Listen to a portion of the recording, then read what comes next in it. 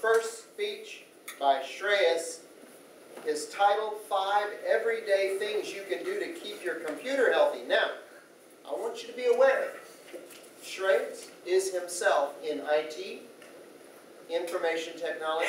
He is a software developer. He knows whereof he speaks.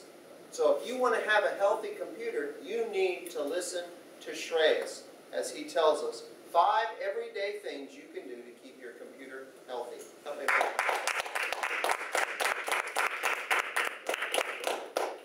Thank you, Toastmaster Roger. I couldn't expect a better introduction on this topic. Yes, I am in IT, I am a software developer, and I will be talking about computers. So, today I'll be giving you 5 tips, just 5 tips, which will keep your computer healthy and you wouldn't go bluster over it. So before I start off and give you the tips, I want to give credit to the author, Jacob Clifton, who actually wrote an article on this.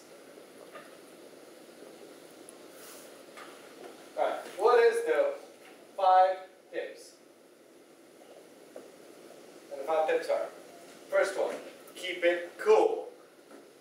I mean literally keep your laptop or your computer cool. The more it heats up, the performance of your computer goes down. And I actually would show you something practical over here. This is my computer, my laptop. Any forum you read about any laptop, the most common problem is overheating problem. This is not as much of a product problem, it's more of a user and a usage problem. To solve this problem, buy one of these. You can buy it at Office Max. This is a compressed air. And every laptop or PC would have a vent. And inside this vent is a fan, which keeps the processor cool.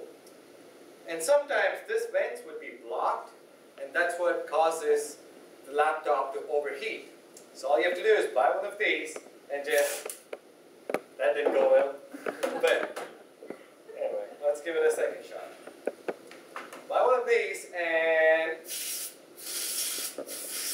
it will blow air with a lot of power, and it's going to clean up the inside vents. So if there's dust, and it's usually about where you use it. If you're in the office, usually it's a clean environment. If you're at home, like me, if you throw it on the bed, it has all the dust and everything collect inside.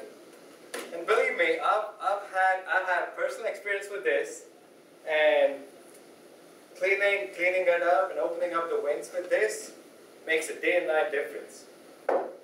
So that's the first thing. Keep it cool. Powering UPS. You know, when you plug in any appliance into a socket, a power socket, there's a lot of fluctuations coming out of that. And when you look at the electricity, there's a lot of spikes in between.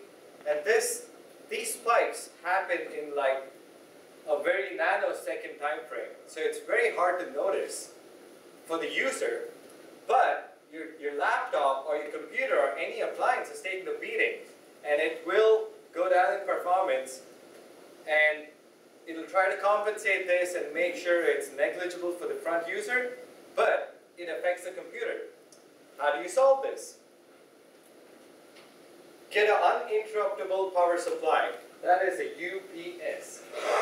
This runs on a battery backup, and once you plug it into a socket, it keeps the power fluctuations really minimal, and power is supplied through a battery. So this increases the shelf life of your laptop or a computer, and increases the performance of the computer, and the computer is going to last for a long time. And I want to throw in a fact over there. 47% of the computer problems is related to power fluctuations. How many of you knew that? 47% of every computer you buy in the market is related to a power fluctuation problem after a few years. So investing in one of these is a very good idea, especially if you have a lot of data on it, Office PCs, where you have to work, home office, good idea to have this. Next one, routine software checks. How many of you guys have, when a pop-up comes up about defragmenting your computer, how many of you just shut it off and then do your thing? One already.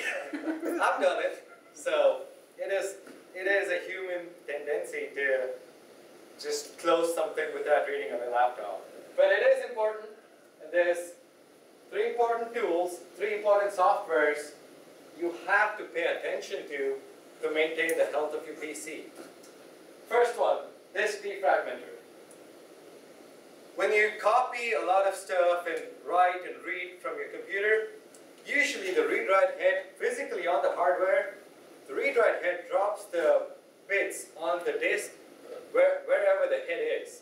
So although to you it's logical, in the hardware it's spread out. On the disk you have something called as tracks and segments, and every time you copy something or move your files from one source to another source, to increase the performance, the read-write head just drops it wherever it is, and it's not usually in the logical order. This defragmenter is a software which puts the bits and pieces which are stored in different locations in the hardware in an array. So what it does is, if you talk about, if your computer says you have 2 GB gigabytes of free space, on the hard disk it's not really 2 GB, it's a usable space. So doing that will increase your space and increase the performance of your computer. Scan disk error check. I think you just can't use a computer without doing this. It solves most of the general day-to-day software problems. DLL files missing, one of the most common problems. Running this would solve it. Antivirus. Never ignore antivirus. Buy it. There's so many freewares out there. Install it on your laptop. 3 things you need to judge when you choose an antivirus. How well it would detect a malware or a Trojan horse or a virus. How well it would clean it up, and how much time and energy does it consume? Is it hard on your processor, or is it a lightweight process? The next one, back it up. Nowadays we're moving on to cloud technology, so this is kind of becoming negligible. You can't probably ignore this, but it's a good idea to back up your pictures and your files onto external hardware. Common sense prevention. Don't click on malicious emails. Don't go to malicious sites. Pay for your music. Don't try to get free stuff, because more often than not, they're Trojan horses and other unwanted softwares. So, after hearing all this, just don't go home and not do anything about it. Act on it. Make sure you get this stuff. If something pop-up comes on your screen, read it and act on it.